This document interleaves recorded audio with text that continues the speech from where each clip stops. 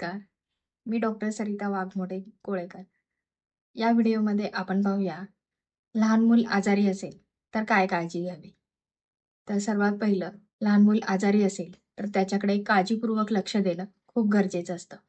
त्याच्यासोबत सतत कोणीतरी असायला हवं. एकट्याला सोडू नये. त्यानंतर त्याला काय सिम्प्टम्स किंवा लक्षणं दिसतायत हे पहा. म्हणजे सर्दी आहे, खोकला आहे, ताप आहे, पोटात दुखतंय किंवा अंगावर कुठे रॅश आली आहे का? हे पहा. त्यानंतर सिम्प्टम्स किती वेळ राहतायत, कधीपासून आहेत आणि त्याच्यामध्ये काही वाढ होतीये का? सिव्हिअर आहेत का? ते पहा. जर ताप असेल, तर टेम्परेचरचं रेकॉर्ड ठेवा. म्हणजे दर 1 तासाने किती टेम्परेचर आहे, त्याचा रेकॉर्ड ठेवा.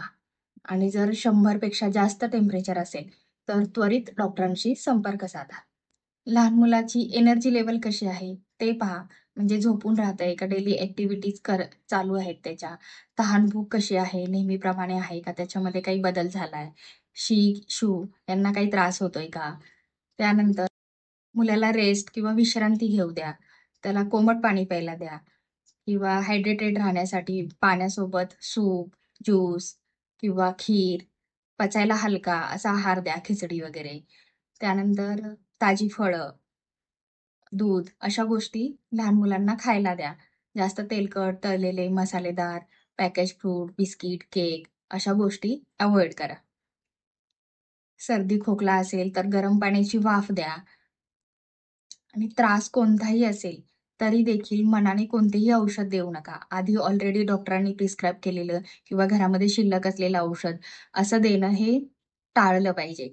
तुम्ही आधीचं मेडिसिन असेल तर ते कंटॅमिनेटेड झालेलं असतं. बॉटल किती दिवस ठेवलेल्या असतात. त्याच्यामध्ये इन्फेक्शन होऊ शकतं.